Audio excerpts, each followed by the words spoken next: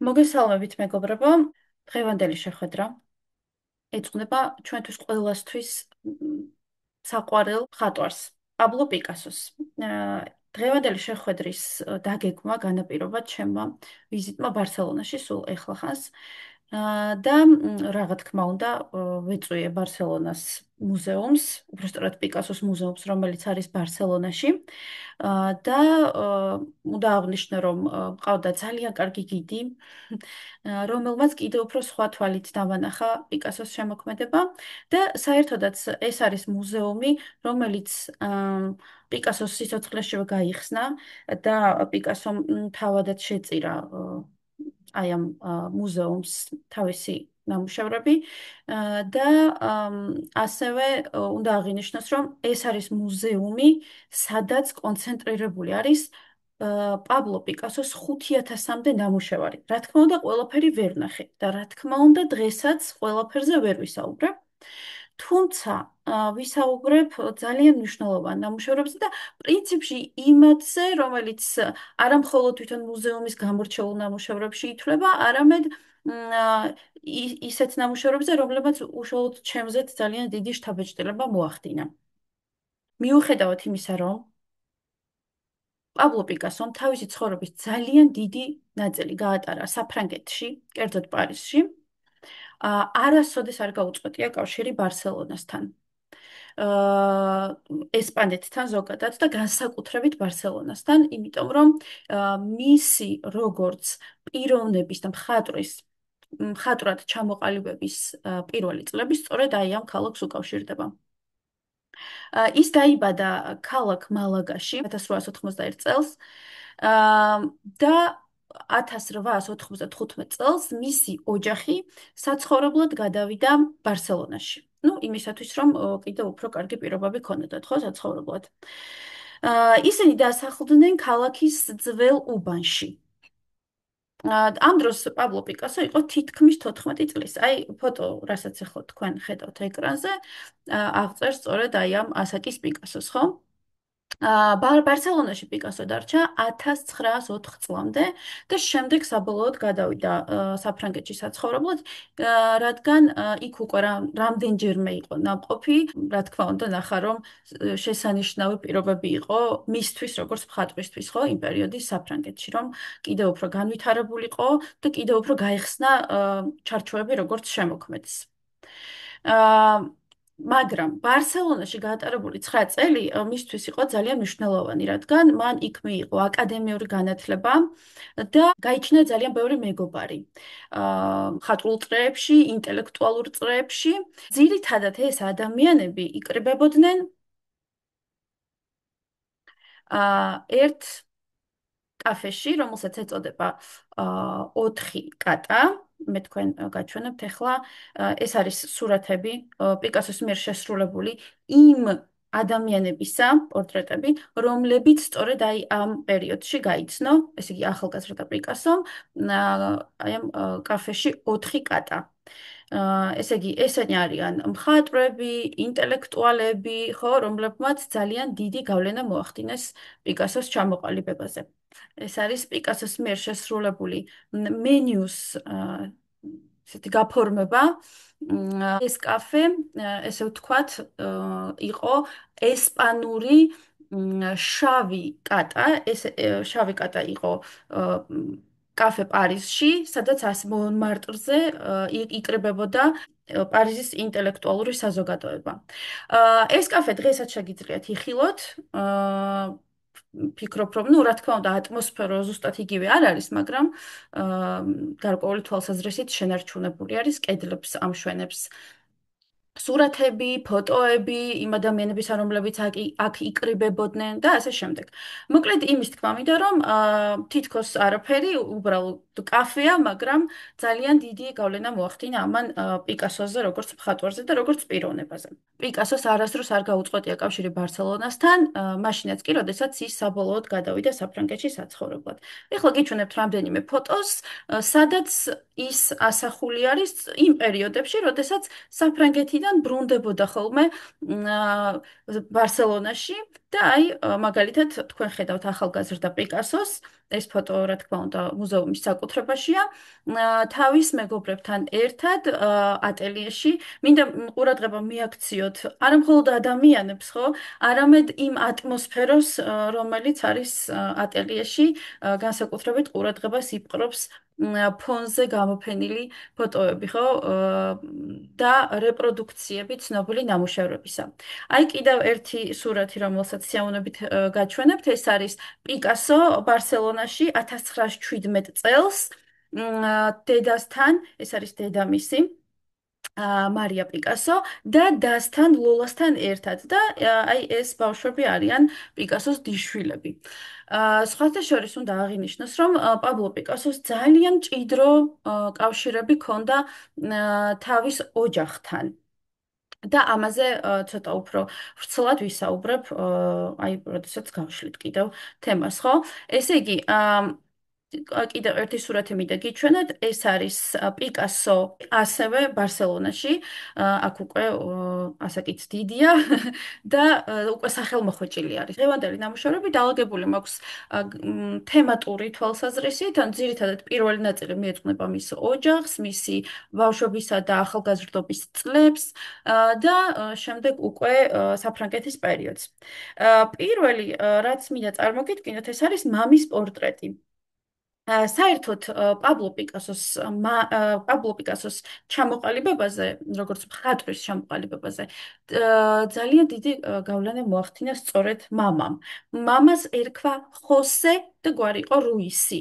ანუ ესპანური ტრადიციის მიხედვით პიკასოს ჰქონდა ორი გვარი, ესე იგი პაბლო, ну, სახელს აღარ ვიტყვი, იმიტომ რომ ძალიან გრძელი სახელი ჰქონდა, ეს ცნობილი ფაქტია პიკასოს, ხო? პაბლო რუის პიკასო იყო, ესე იგი, პიკასო რუის უბრალოდ დედის და მამის გვარი. საბოლოოდ პიკასო ირჩევს დედის გვარს, ამაზეც აუცილებლად გავაკეთებ ცალკე კომენტარს და მოკლედ იმის თქმა მინდა, რომ ის როგორც აღნიშნე, მას ძალიან კარგი ურთიერთობები ჰქონდა თავის ოჯახის წევრებთან და მამაც არ იყო გამონაკლისი. ნამდვილად ყველაფერი გააკეთა აი ამ ადამიანმა იმისათვის, რომ მისი შვილი, რომელშიც ძალიან დიდი ნიჭი აღმოაჩინა და თავადაც მხატვარი იყო, ეხლა მე თქვენ გიჩვენებთ თვითონ ხოსე რუისის ნამუშევარს, ერთ ნამუშევარს, რომელიც რატომღაც მუზეუმის გვერდზე ვერ ვნახე და პირადი ალბომიდან გაგიზიარებთ, სადაც ჩანს, რომ ის არის კარგი მხატვარი, ეს არის პიკასოს მამის ნამუშევარი. სამწუხაროდ ხარისხი არ არის ისეთი კარგი, როგორც საჭიროა, მაგრამ მე მგონი მაინც კარგად ჩანს ის, რომ მოკლედ ხოსე რუისი არის აკადემიური მხატვარი, ძალიან კარგად, ძალიან სუფთად და როგორც საჭიროა, მოკლედ აკადემიურ ჩარჩოებში ისე ხატავს, ხო?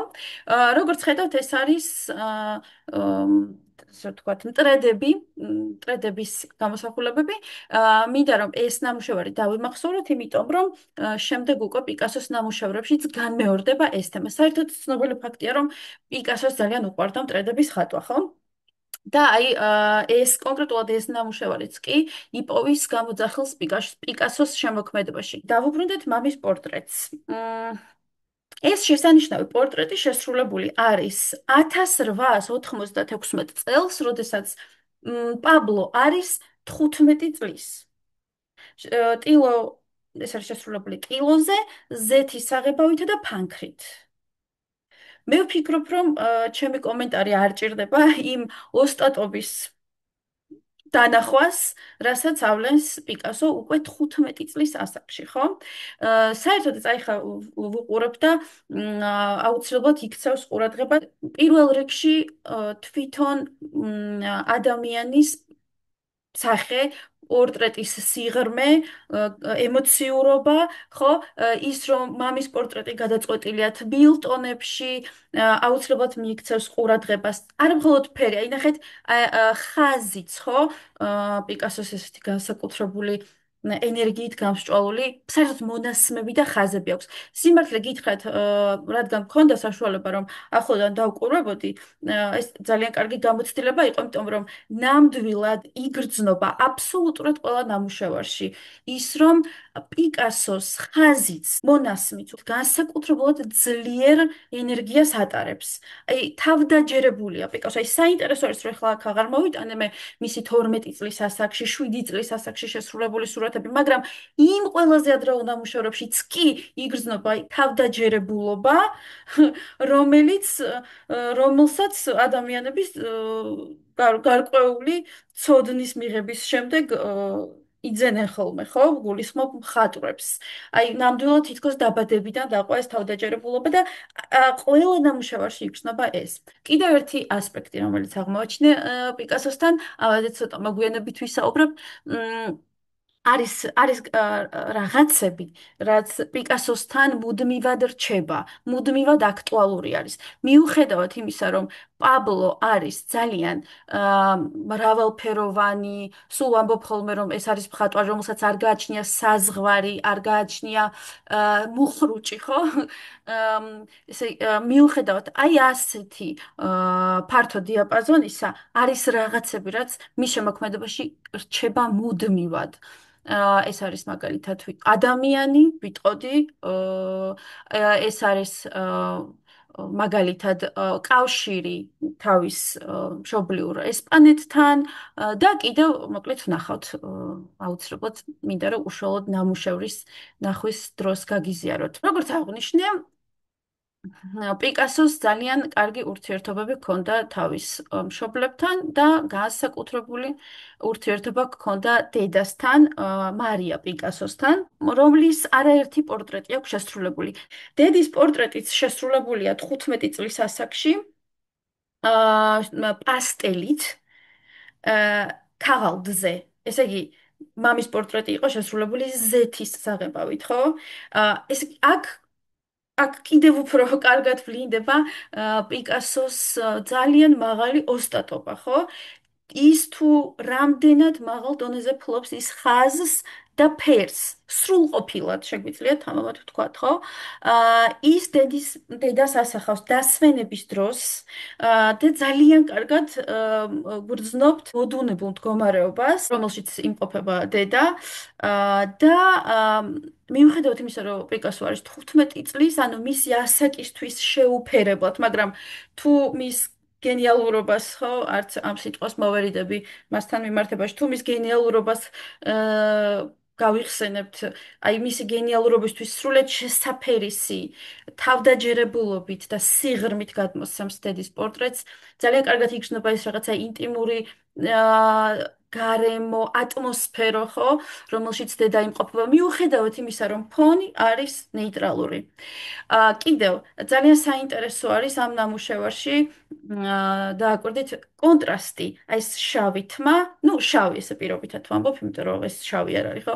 მუქი ფერის თმა და თეთრი პერანგი. აი ეს კონტრასტიც რაღაც გამომსახველობით ძალას ანიჭებს ამ ნამუშევარს და აუცილებლად უნდა აღვნიშნო კიდევ ფაქტურები, ხო? ქსოვილის ფაქტურა, ტანსაცმლის თმა, განსაკუთრებით თვალში გვხვდება ბრწყინვალება საყურის თვლის, ხო? მშობლების გარდა პიკასო ხშირად ხატავდა არა მხოლოდ ოჯახის სხვა წევრებს, ну, ვთქვათ, დეიდას, დას, ხო, და ასე შემდეგ. ის ხატავდა ასევე უცნობ ადამიანებს და მინდა უბრალოდ წარმოიდგინოთ, საუბარი გვაქვს 14-15 წლის პიკასოზე. მას შეეძლო თქვა ქუჩაში გაეჩერებინა, ხო, ბარსელონას ქუჩაში. საინტერესო ტიპაჟი და შეეთავაზებინა რომ დაეხატა. და აი ამასაც მინდა გავუსვა ხაზი, როგორი შინაგანი ძალა შეიძლებოდა ქონოდა პატარა ბავშვს, რომ დაერწმუნებინა სრულიად უცნობი ადამიანები მისთვის ეპოზიურად. შემდეგი ნამუშევარი, რომელიც მინდა წარმოგიდგინოთ, ეს არის კაცი ბერეტით. ხო, აქ კიდევ უფრო პატარაა, 14 წლის. 1895 წელს არის შესრულებული ყილო ზეთის აღებავით და პირველი ალბათ რაც თვალში გვხვდება, ეს არის ხასიათი, პერსონაჟის ხასიათი, ხო? ესე იგი, პიკასო ახერხებს იმას, რომ მთელი ჩვენი ყურადღება მიმართოს პერსონაჟის მზერისკენ, რომელშიც იგრძნობა აი ეს ადამიანისთვის დამახასიათებელი ემოციური სიღრმე. და საერთოდაც რო ვუყურებ ამ პერსონაჟს, ძალიან მიყვარს როგორ დაითანხმა პიკასომ, იმიტომ რომ ესეთი საკუთ მძიმე გამოხედვა აქვს, ხო? თუმცა მოკლედ ეს ისე ხუმრობით კაცმა არ იცის ხო როგორი ხასიათი ქონდა. აუცილებლად მინდა მიაქციოთ ყურადღება იმას, რომ პიკასოს ადრეულ ნამუშევრებში ეს არ არის ერთადერთი, ხო? ასეთი სერიიდან ბევრი აქვს და შემდეგ აუცილებლად დაათვალიერეთ უშუალოდ მუზეუმის გვერდზე.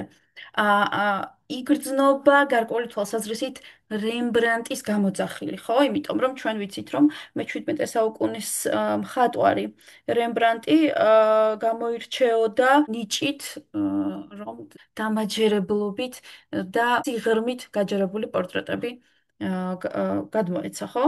და მოკლედ აი პიკასოს ამ ადრეულ პორტრეტებში ეს გამოძახილი იგრძნობა. ამიტომ შეგიძლიათ შეადაროთ კიდევაც, ხომ? სხვათა შორის განათებაშიც, ფერშიც შეიძლება რომ აი ეს საერთო თავისებურებები ვიპოვოთ. მუზეუმში ძალიან ბევრი აკადემიური ნამუშევარია პიკასოს მიერ შესრულებული, რომელიც აუცილებლად იქცევს ყურადღებას. ეს არ არის ნამუშევრები, რომლებსაც უბრალოდ გულგრილად ჩაუვლი, ხო? ზოგიერთი, რა თქმა უნდა, მაყურებლის ყურადღების მიღმა რჩება, იმიტომ რომ, ну, რაოდენობიდან გამომდინარე, ყველაფრის დანახვას ვერ ასწრებ, მაგრამ ნამდვილად ეხლა თვალწინ მიდგას ის კედელი, სადაც აკადემიაში, ბარსელონაში სწავლის პერიოდში შესრულებული სავარჯიშოებია, ხო? ეხლა ეს არ არის რაღაც, ეს არის სავარჯიშო, ესე ვთქვათ. თუმცა, მიუხედავად ამისა, აი 97 წელია, ესე იგი აქ არის 16 წლის. უკვე იგრძნობა, რომ 16 წლის ასაკში პიკასო არის აბსოლუტურად ჩამოყალიბებული აკადემიური მხატვარი. გასაგები ხდება, რატომ ასრულებს, ასე ვთქვათ, პიკასო ძალიან ადრეულ ეტაპზე აკადემიურ მხატვრობას და მიიწევს ახალი და ახალი ჰორიზონტებისკენ, ხო, და ახალ-ახალი მიმდინარეობებისკენ. გულწრფელად გითხრათ, ეს ნამუშევარი პოპულარობით არ სარგებლობს. ესე იგი, თუ ჩვენ ჩავწერთ პიკასოს ავტოპორტრეტებს, ამ Google ამოაგდებს რამდენიმე ძალიან გავრცელებულ ავტოპორტრეტს, ხო? თუმცა არა ამას.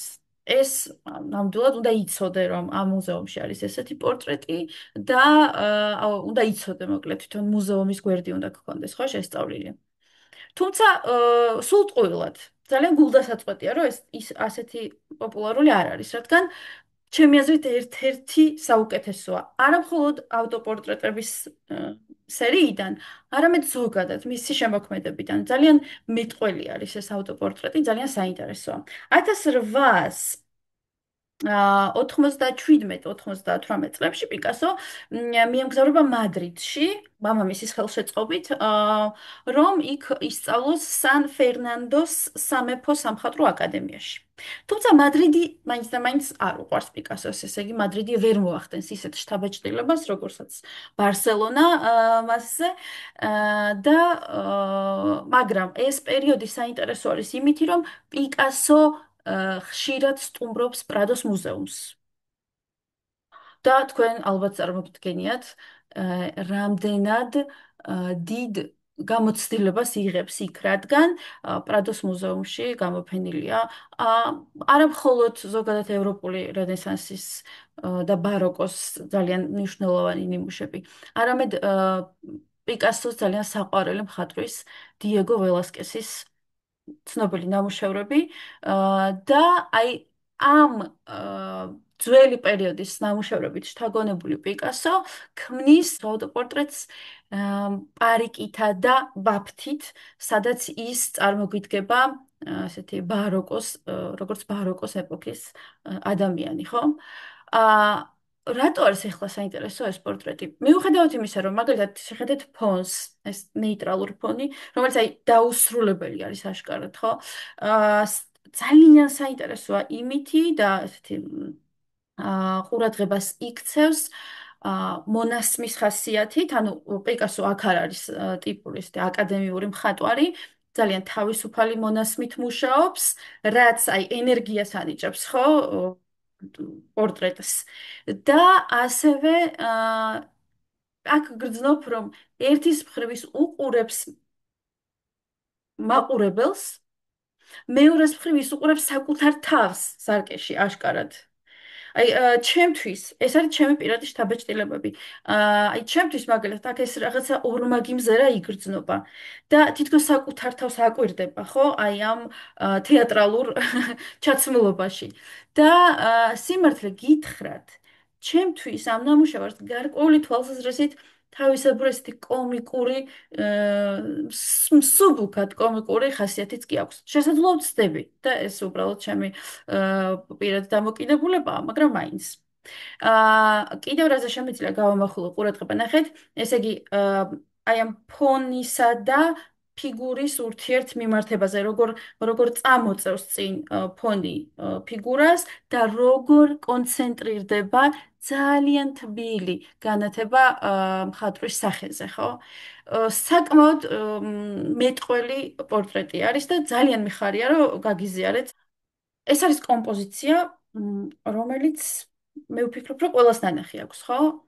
ადამიანი არ არსებობს, რომელსაც არ კონდეს პიკასოს ეს უმშვენიერი ნამუშევარი. ნანახი პირველი ზიარება, ასე ქვია. ეს არის აა 15 წლის პიკასოს პირველი მასშტაბური ტილო.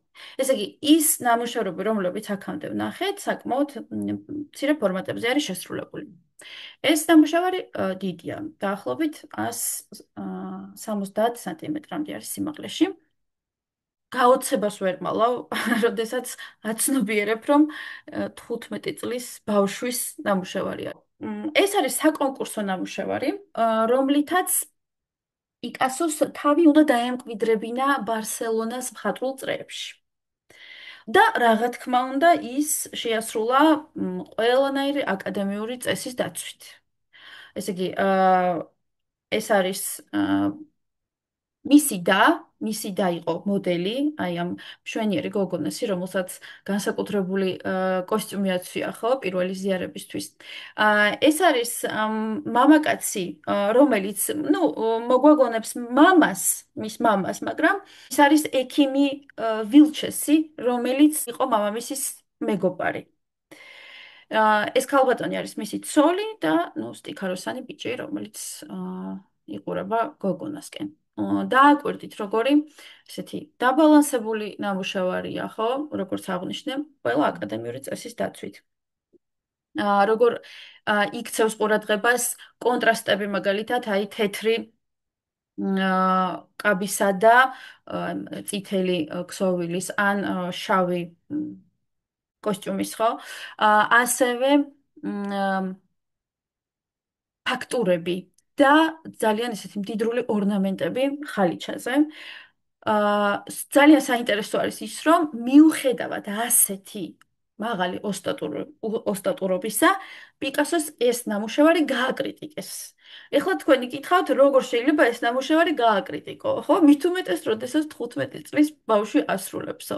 მაგრამ აი, ეხლა მე მოვაახლოვებ, დააკვირდით, მამაკაცის ხელი არ არის სრული სიზუსტით გადმოცემული, ხო? რაღაც ისეთი ლაქა.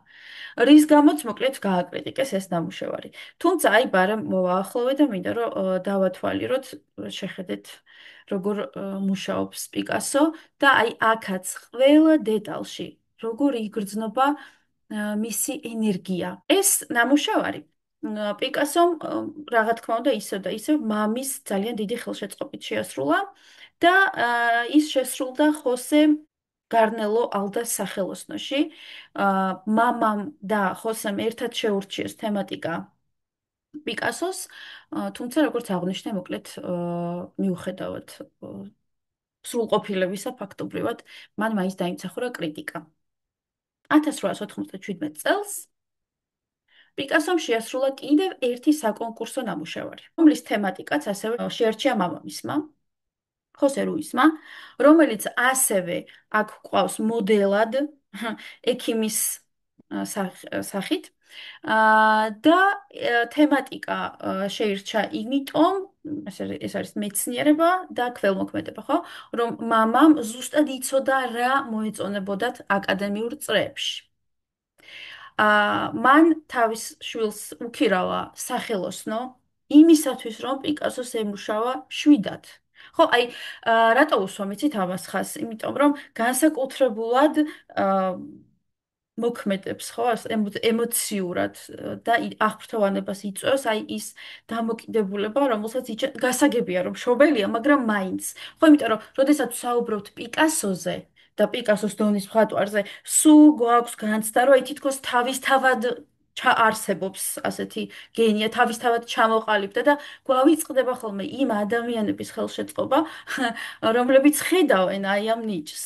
და ამიტომ უსვამ განსაკუთრებულად ხაზს მამის ტყუილს პიკასოს განვითარებაში. ხო?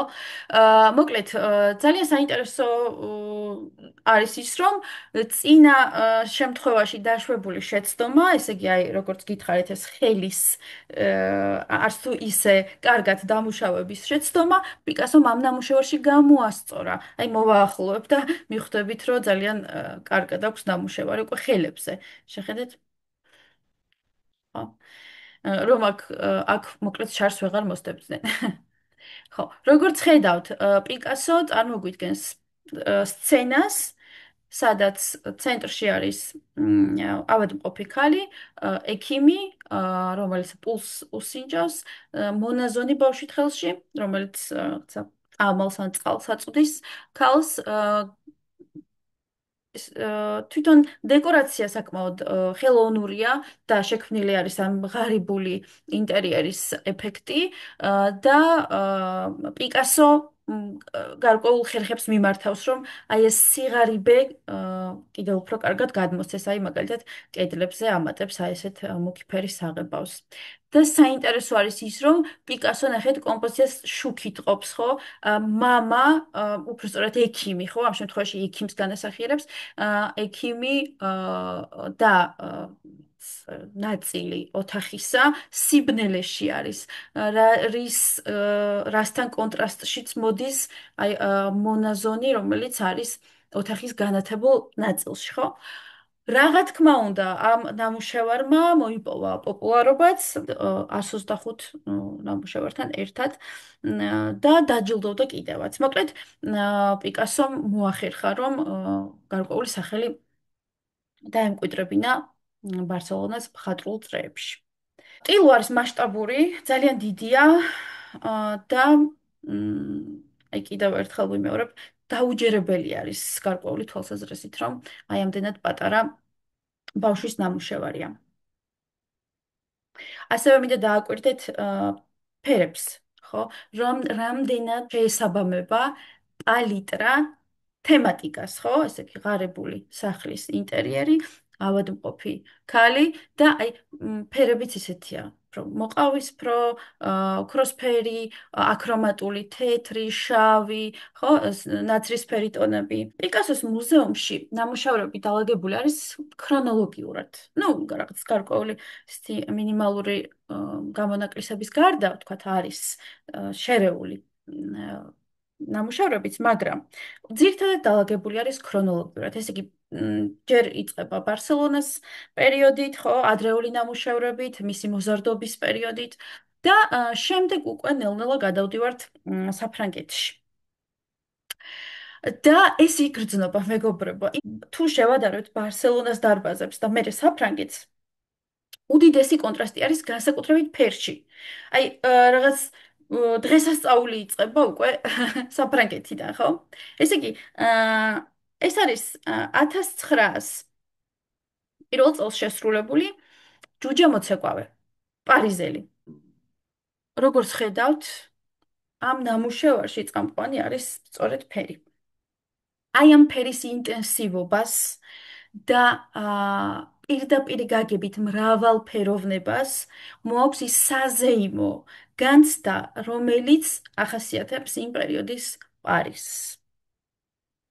და ხო, აუცილებლად უნდა გითხრათ, რომ პარიზში ის მიდის თავის მეგობარ ასაგემასთან ერთად. რომლის პორტრეტსაც გიჩვენებთ. აუცილებლად ისინი ერთ ბინაში ცხოვრობენ და ისე ხდება, რომ კასაგემასი ყველას თვალწინ იკლავს თავს. ესე იგი, ტყვიას დაიხლის. და ამის შემდეგ იწყება პიკასოს ცისფერი პერიოდი, რომელიც აი მოყვება ახლა აი ამ ნამუშევარს და აქაც ძალიან დიდი კონტრასტი არის, ხო? ეს არ არის ერთადერთი ამ ხასიათის ნამუშევარი. გაჩვენებთ აუცილებლად კარგი გაგებით ეშმაკურ, ცბიერი, ძალიან ქალური და მე ვიტყოდი გულწრფელად გითხრათ, რომ საკმაოდ სექსუალური სახე აქვს, ხო? ესეთი ნამდვილად მიმზიდველი და საინტერესო პერსონაჟი არის. როგორც გითხარით, კასაგემასის თვითმკვლელობას მოყვება პიკასოს ცისფერი პერიოდი და საერთოდაც ცისფერ პერიოდს მოყვება თვითონ მელანქოლიური თემატიკის ნამუშევრებიც. მე ბევრჯერ მithქვამს და კიდევ ერთხელ ვიტყვი, რომ პიკასო დიდი მხატვარი არის ბევრი გაგებით, ხო? ნუ გარდა იმისა, რომ ტექნიკურად არის ძალიან ძლიერი, საინტერესო, მრავალფეროვანი, ერთ-ერთი შტრიხი რო ავიღოთ მისი ხასიათიდან, რომელიც მე ძალიან მომწონს, ეს არის ის, რომ რთულ პერიოდებშიც ის არ წყვეტს მუშაობას. და პირიქით, აი იმ სევდას და იმ სიმძიმეს, რომელიც მოყვება ხოლმე ამ რთულ პერიოდებს, ის უშვებს შემოქმედებაში. აი, ესე იგი, ცისფერი პერიოდი, გასაგებია, რომ დეპრესიული პერიოდია. პირდაპირ გაგებით, ხო, მის ცხოვრებაში. მაგრამ ის ხატავს. შესაძლოა არ ხატავს აი ამ გაზაფხულის ფერ ჯუჯა მოცეკვავეებს, ხო, პარიზული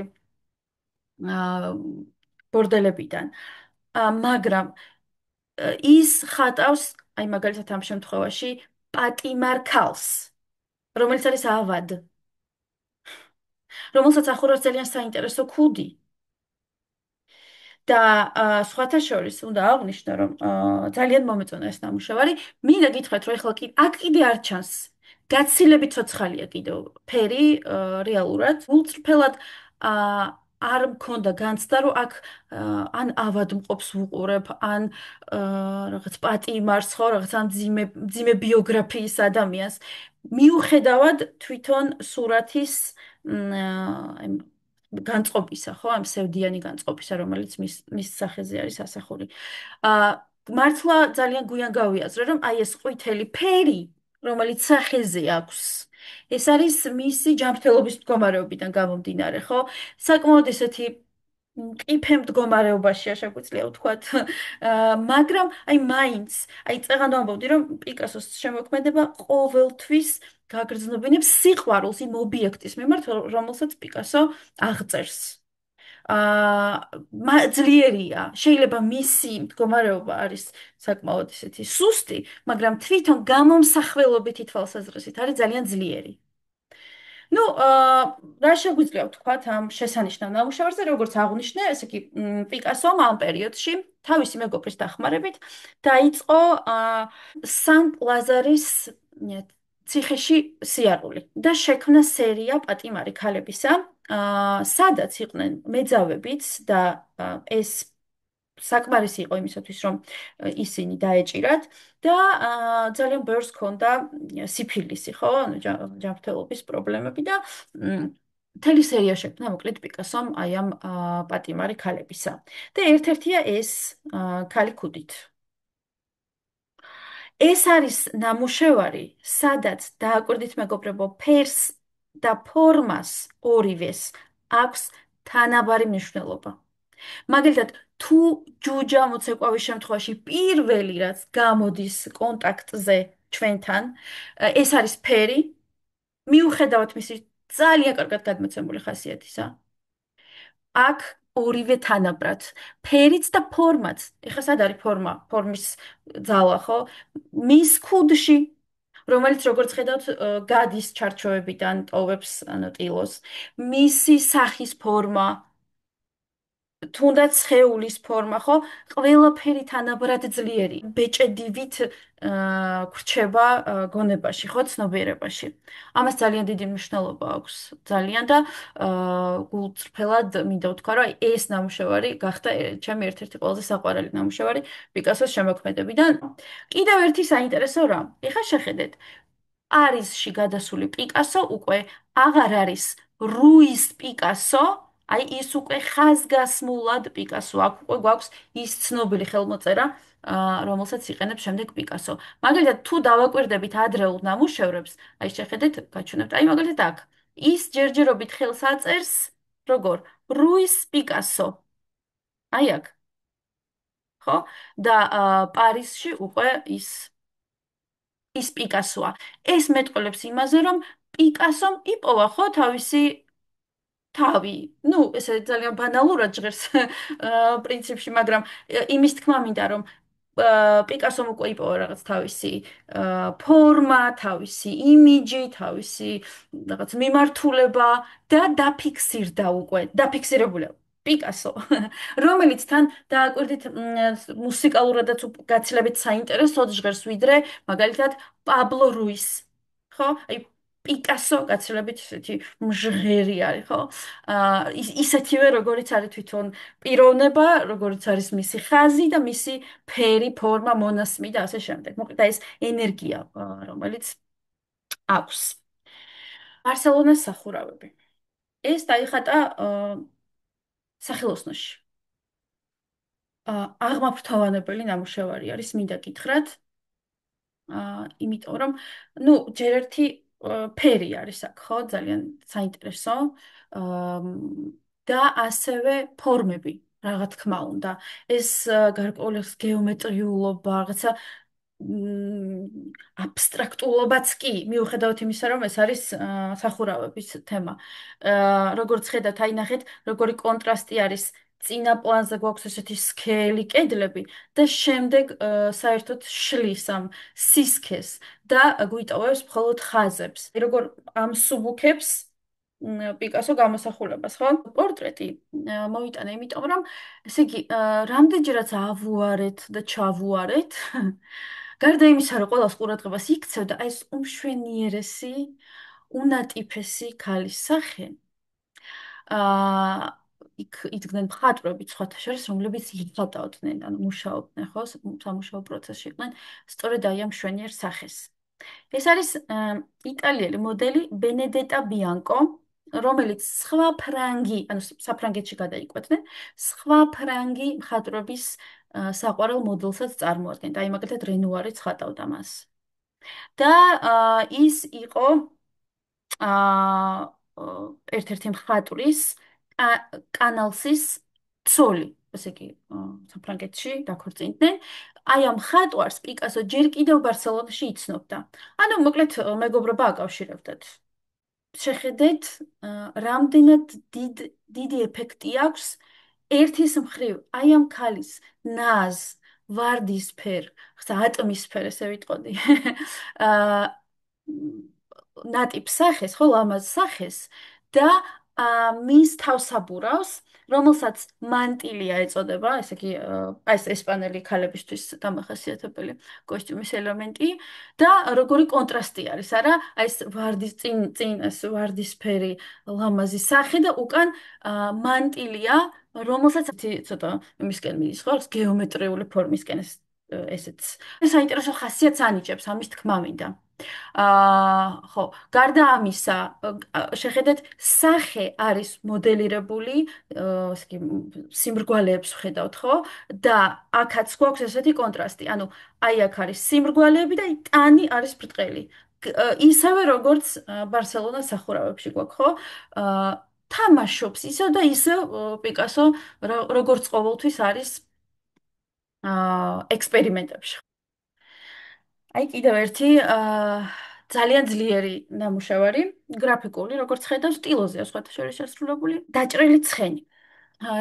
ჩვენ ვიცით, რომ კორიდა ესპანური კულტურისთვის დამახასიათებელი, ესე ვთქვათ, ცირკია, სადაც ცხოველებს კლავდნენ სამწუხაროდ. და კორიდა ძალიან უყვარდა მოკლედ პიკასოს, ხშირად ესწრებოდა და თავისი შემოქმედების ადრეულ პერიოდში ის ხშირად ხატავდა კორიდას. თუმცა ესე იგი, ეს არის 1917 წელს შესრულებული, როდესაც ის საფრანგეთიდან ბარსელონაში იყო დროებით დაბრუნებული ივნისიდან ნოემბრამდე და ერთ-ერთი ვიზიტის შემდეგ დახატა აი ეს ცხენი, სადაც აბსოლუტურად აღარ არის ისეთი კორიდა, როგორიც მის ადრეულ ნამუშევრებში, ხო?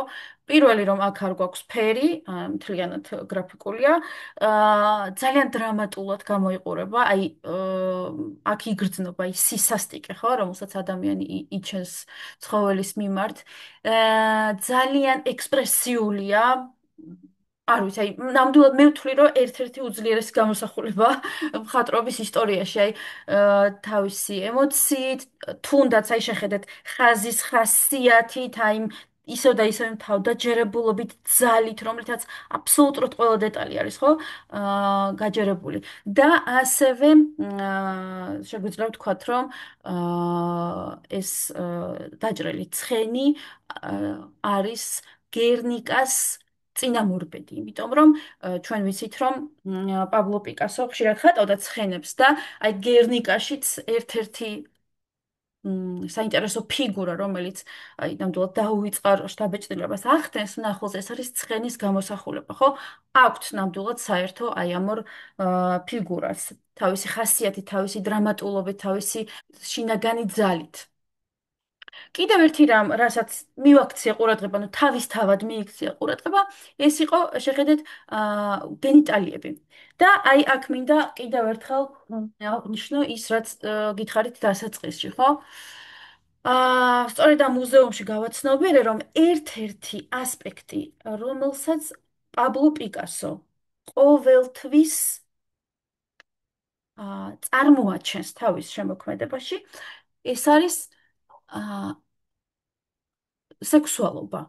არ აქვს მნიშვნელობა, რას ხატავს ის ცხოველს, ადამიანს, ქალს, კაცს, ან არ აქვს მნიშვნელობა. ის ყოველთვის ხარზეც მაგალითად გეკნებათ ნანახი. რატომ აკეთებს ამას? იმიტომ, რომ ის ამ ასპექტს არ უკარგავს არაფერს. ის მისთვის ეს ასპექტიც მნიშვნელოვანია. ყოველთვის, როდესაც მის ფიგურებს ვუყურებ, ჯერ ერთი რომ იგრძნობა ეს განსაკუთრებული სიყვარული და მიჯაჭვულობა იმ ობიექტის მიმართ, რომელსაც ხატავს და მეორე, აი რაღაცნაირი, როგორ გითხრათ, ოდა თუ რაღაცა აღფრთოვანება თუ მიმღებლობა ყველანაირი ასპექტისა, რაც არსებობს ბუნებაში. ერთ-ერთი არის ეს. ხო?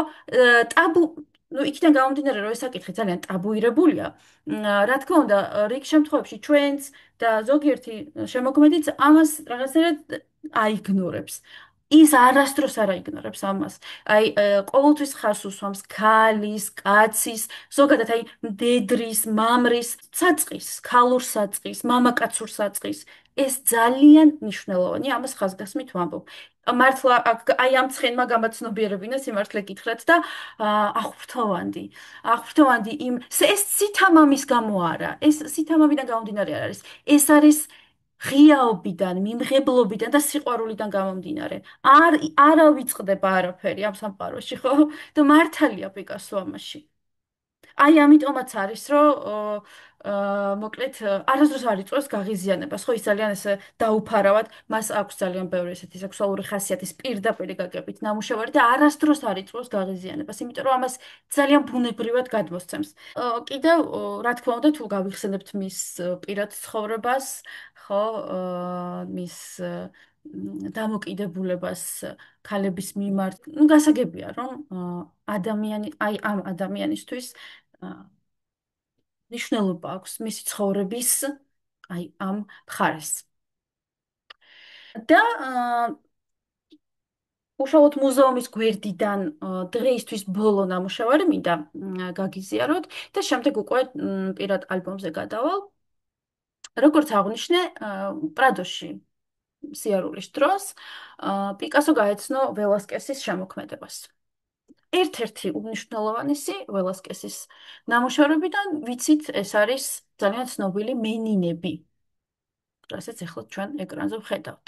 აქ ველასკესი გარკვეული თვალსაზრისით თამაშობს ხო მაყურებელთან, იმიტომ რომ ჩვენ გვაყენებს როლში, რომელშიც ვიმყოფებით თვითონ ნამუშევრის წევრებად, ესე იგი, პერსონაჟები ვართ, ხო? ჩვენც ერთის მხრივ შიგნით ვართ ნამუშევარში, იმიტომ რომ ჩვენი თვალით, ან სუბიექტური თვალით გვანახებს სცენას, რომელიც წინ თამაშდება და მეორეს მხრივ სარკეში ჩანს, რომ ეს არის მეფე დედოფლის მიერ დანახული სცენა, სადაც ასევე ვხედავთ მხატვარს, რომელიც არღვევს სივრცეს, აი იმ ეგრეთ წოდებულ მეოთხე კედელს, ხო, ჩვენსა და იმ სივრცეს შორის, რომელშიც თვითონ არიან და ვიტყოდი, რომ ძალიან კინემატოგრაფიულად წარმოგვიდგენს თავისი ეპოქის ერთ-ერთ სცენას.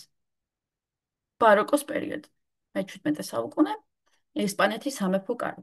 პიკასო ძალიან ბევრ ნამუშევარს უძღვნის ველასკესს. ინტერპრეტირებს ველასკესს და ქმნის სერიებს, რომელიც აი ამ მხატვრის შემოქმედებას ეძღვნება და ესე ვთქვათ, ცოტა ესეთი ალბათ აი შეიძლება არ ვიცი რამდენად სწორად ვამბობ, რაცა ლაბორანტის ინტერესით სწავლობს, მოკლედ ველასკესს, ხო? და აი ეს არის პიკასოს მიერ შესრულებული მენინები. მოდი დავაკვირდეთ ველასკესს. ასთან ცენტრალურ ფიგურას წარმოადგენს ინფანტა მარგარიტა, ხო? რომელიც უშუალოდ ცენტრშია და რომელიც იყურება მეფე დედოფლისკენ. ეხლა დავაკვირდეთ, რას აკეთებს პიკასო. პიკასოსთან არა აქვს ცენტრალური როლი ინფანტას. აქ კომპოზიციის ყველაზე მნიშვნელოვანი ფიგურა, რომელიც იმ წუთას მიიქცევს ყურადღებას, ეს არის თავად მხატვარი. აქ არ არის ეს, ხო? მეორე, ნახეთ, დააკვირდით ველასკესის განათებას. გასაგებია, რომ განათება კონტრასტულია, მაგრამ პიკასო აქაც თამაშობს. პიკასო კიდევ უფრო ანათებს კომპოზიციას, ანუ აქ არ გვაქვს ეს კონტრასტები განათებაში. ნუ, გარდა ამისა, აუცილებლად, რა თქმა უნდა, მთავარი განსხვავება არის ის, რომ იქ გვაქვს რეალისტურად გადმოცემული ფორმები, შუქი, ჩრდილი, მაღალ აკადემიურ დონეზე შესრულებული გამოსახულებები. აქ ყველაფერი არის ძალიან ბრტყელი. ნახეთ, ძალიან საინტერესოდ იყენებს ფანჯრებს, მაგალითად, თუ ველასკესთან ეს არ გვაქვს, ველასკესთან გვაქვს ერთი ფანჯარი, რომელიც არ ჩანს, უბრალოდ სინათლის წყაროს ხედავთ. პიკასო თლიანად ფანჯრებით ამკობს ინტერიერს, ხო?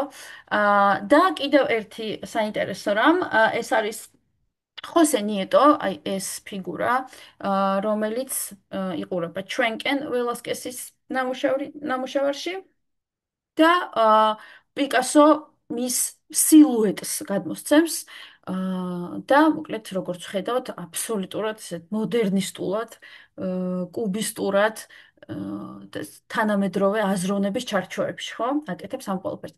ძალიან საინტერესო რაღაცას მინდა მივაქციოთ ყურადღება. ველასკესის სახეს, სადაც ჩვენ ვხედავთ ერთი ადამიანის სახესაც და ორი ადამიანის სახესაც, რომლებიც თითქოს ერთმანეთს გოცნიან, არა? მე ბევრჯერ მithქვამს, რომ საერთოდ კუბიზმმა უდიდესი გავლენა მოახდინა მხატვრულ აზროვნებაზე. კუბიზმი იყო რენესანსის შემდეგ პირველი ყველაზე რევოლუციური მიმდინარეობა, იმიტომ რომ ის რეალიზმი, რომელიც შექმნა რენესანსმა, და ის სიღრმე, რაკურსები, რომლებიც ძალიან მაღალ დონეზე ავიდა რენესანსის ეპოქაში, კუბიზმმა კიდევ უფრო განავითარა, ოღონდ არა უშუალოდ რეალიზმის მიმართულებით, არამედ ხედვის მიმართულებით, ხო? ესე იგი, კუბიზმმა მოგვცა საშუალება, რომ ფიგურა ერთდროულად დავინახოთ რამდენიმე რაკურსში. და ეს არის სრულიად ახალი ხედვა. ეს არის მართლა, აი, ესე ძალიან თანამედროვე ენით უნდა ვთქვა, ეს არის ერთ-ერთი ანლოქი ადამიანის ცნობიერებაში. ანუ, აი, რაღაცა ახალ საფეხურზე რო გადახავ, რაღაც ახალ დონეს რო გადალახავ, ხო? აი, ეს არის კუბიზმი. გარდა ამისა, როგორც ხედავთ, ველასკესის ნამუშევარი არის პოლიქრომული, პიკასოს ნამუშევარი არის მონოქრომული, ხო? და სრულიად ამარტივებს გამოსახულებებს და აი თუ იქ ძალიან ესე კეკლუცად არიან წარმოდგენილები ეს ინფანტები, ხო, აი ამ თავიანთი ულამაზესი კაბებით, აი აქ პიკასოს გარკვეული თვალსაზრისით კარიკატურამდეც კი დაბავს, ხო? კარიკატურამდეც და მაგალითად აი დააკვირდით აი ამ გამოსახულებას, აი შევხედოთ აი ამ პატარა გოგონას გამოსახულებას თუ ბიჭის გამოსახულებას რამდენად ესე სქემატურად გადმოსცემს პიკასო. ველასკესი არის ვერტიკალურ ტილოზე შესრულებული ნამუშევარი და პიკასო ცვლის ამასაც, ანუ ის ჰორიზონტალურ სიბრტყეზე განათავსებს ფიგურებს. თუ ველასკესის შემთხვევაში მხატვარი ერთ-ერთი მათგანია, ხო? აი აქ თითქმის ავსებს აი ამ ნაწილს, ასე იგი, ლამის ტილოს ფარგლებიდან გავიდეს, ხო? იმდენად დიდია, რითიც ხაზი ესმევა მის მნიშვნელობას. მიუხედავად იმისა, რომ აი წარმოიდგინეთ, ესე იგი, პიკასო იღებს კაცობრიობის ისტორიაში ერთ-ერთ ყველაზე მნიშვნელოვან მხატვრულ ნაწარმოებს, ხო? და ქმნის მის ინტერპრეტაციას. ხშირად, რა თქმა უნდა, ის ორიგინალი ნამუშევრები არის ხოლმე უფრო კარგი, ვიდრე ინტერპრეტაციები, მაგრამ ну, პიკასო რის პიკასოა, ის ქმნის სრულიად დამოუკიდებელ, აბსოლუტურად უნაკლო, დამოუკიდებელ ნამუშევარს, რომელიც კი ბატონო დაფუძნებული არის მენინებზე, მაგრამ თავისი დამსახურებული მნიშვნელობაც აქვს, ხო?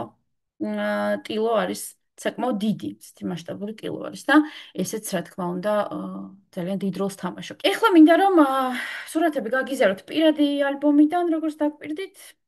აა ხო, ეს არის პიკასოს ადრეული პერიოდის ნამუშევარი, უკვე მე მგონი გასაგებია რომ აქ ის ვარჯიშობს, ხო? და მორიგი ძალიან საინტერესო პორტრეტი აქვს შესრულებული. ეს არის მეგობრებო, წინასწარი ჩანახატები სურათისთვის მეცნიერება და ქველმოქმედება. ეს არის ხედები, როგორც გითხარით, რომლებსაც ის გამუდმებით ხატავდა ესპანეთში ცხოვრების პერიოდში. ის ირჩევდა ჩვეულებრივ სცენებს, ჩვეულებრივი ადამიანების ცხოვრებიდან, ყოველდღიურობას, მაგრამ გადმოსცემდა ძალიან საინტერესო მხატვრული თვალით. აი ეს არის მეგობრებო კასა გემასის პორტრეტი. მისი მეგობრის, რომელმაც, როგორც აღნიშნე, მოგვიანებით თავი მოიკლა. ეს არის მისი და ლოლა. ძალიან საინტერესო არის ეს ნამუშევარიც. რატომ? იმიტომ რომ მიუხედავად იმისა, რომ სრულიად განზოგადებული არის ფორმები და ფაქტობრივად ლაქებთან გვაქვს ხო საქმე, მეტყველია. ძალიან მეტყველია. ძალიან მომწონს ეს კონტრასტები, რომლებსაც პიკასო ხშირად იყენებს შავისა და თეთრის კონტრასტი მაგალითად, ხო? ძალიან მეტყველია მისი პოზა, საინტერესო არის კომპოზიციური განაწილება, ამიტომ მოხვდა ჩემს ალბომში, ეს უკვე ვნახეთ, განვიხილეთ. აი ერთ-ერთი პარიზის პერიოდიდან. ეს არის პიკასოს მიერ შესრულებული კარიკატურები, თავისი მეგობრების, ახლობლების. აი ესე გამოიყურება ეს ძალიან ძალიან კარგი ტილო.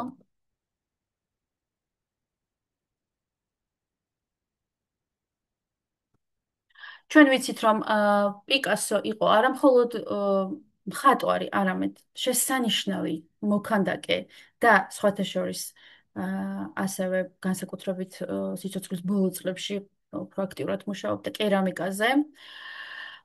და ერთ-ერთი საუკეთესო ნამუშევარია, ვფიქრობ, ქალის პორტრეტი, ну, რომლის მიმართაც აშკარად არ არის გულგრილი და თავისებურება, რომელსაც მინდა ხაზი გაუსვა ამ შემთხვევაში, ის არის, რომ ნახეთ, ერთი მხარე, ესე იგი, მარცხენა მხარე აქვს დასრულებული, ხოლო მარჯვენა მხარე დაუსრულებელი. აი შეხედეთ, ეს კონტრასტი აქვს გაკეთებული აქაც, არასრულებს ფორმას.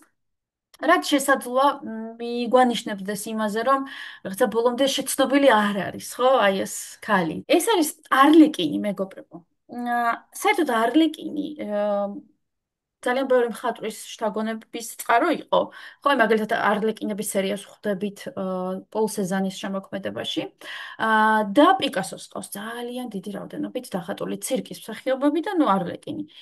ამ სურათს აქვს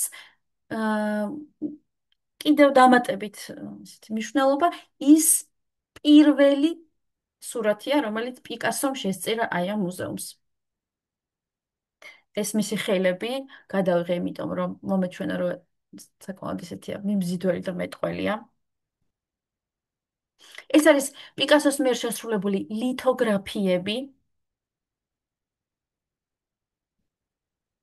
და როგორც გითხარით, დასაწყისში გიჩვენეთ მამის მიერ შესრულებული მტრედები და აი პიკასო თავისებურ ინტერპრეტაციებს ქმნის უკვე მოგვიანებით პარიზში ცხოვრების პერიოდში.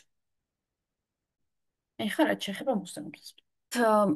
თუ ბარსელონაში ყოფილხართ, გეცოდინებათ, რომ საკმაოდ ისეთი ღია სივრცეები არის ეს ცენტრალურ ნაწილში ქალაქის. ბევრი თანამედროვე შენობა, ბევრი ძველიც, მაგრამ ასე თუ ისე, მოკლედ, აი ეს გაშლილი სივრცე და თანამედროვე შენობები ქმნის ქალაქის ხასიათს, ხო? რაღაცა ერთ ხასიათს, მისი ერთი ნაწილი. როდესაც დავადექი გზას პიკასოს მუზეუმისკენ, ეს ძალიან გავდა დროში მოგზაურობას, იმიტომ რომ მოულოდნელად გზამ წამიყვანა ძალიან ვიწრო და ძველი ქუჩებისკენ. რაც შეეხება თვითონ მუზეუმს, ну, ალბათ ადამიანს წარმოუდგენია, რომ მსოფლიოში ალბათ ყველაზე ცნობილი მხატვრის მუზეუმი იქნება რაღაცა ძალიან თანამედროვე შენობაში და ასე შემდეგ. მაგრამ არა, ეს არის გოთიკური შენობა, ძვირფასო მეგობრებო. აი ამ პატარა ვიწრო ქუჩებიდან შედიხარ აი ამ საოცარ გოთიკურ შუა საუკუნეების ეზოში, ატმოსფეროში და სწორედ აი აქ არის ეს მუზეუმი დაარსებული. და ესეც ძალიან საინტერესო გამოცდილება იყო, სიმართლე გითხრათ, ეს არის დეტალები მუზეუმიდან, ხო. 1963 წელს გადაღებული ფოტო მაგალითად. აი ეს ვიწრო ქუჩები, როგორც გითხარით. და მოკლედ აი ძალიან კარგი იყო ეს შთაბეჭდილებაც, ანუ რაღაცნაირად შემამზადა იმისთვის, რაც უნდა მენახა უკვე შიგნით ინტერიერში. ასევე უნდა აღვნიშნო, რომ მუზეუმი არის იდეალურად ორგანიზებული, ძალიან კარგად არის ყველაფერი, მოკლედ, როგორც შეეფერება ბარსელონას და როგორც შეეფერება პიკასოს და თუ კი გექნებათ საშუალება, რომ წახვიდეთ, აი აუცილებლად გირჩევთ, იმიტომ რომ ეს არის უდიდესი სიამონება. მით უმეტეს თუ აიყვანთ გიდს, ძალიან კარგი გიდები ყავთ. Ну, ყოველ შემთხვევაში ჩემი გიდი იყო ძალიან განსწავლული და ასეთი ძალიან ცოცხალი და დიდი სიყვარულით და ვნებით ვუყვებოდა ისტორიებს აი ამ მხატვრის შესახებ, რომელიც რამდენი ხანიც არ უნდა გავიდეს, მუდმივად ამოუწურავი არის და ვერასოდეს ვერ დაასრულებ მის შესწავლას.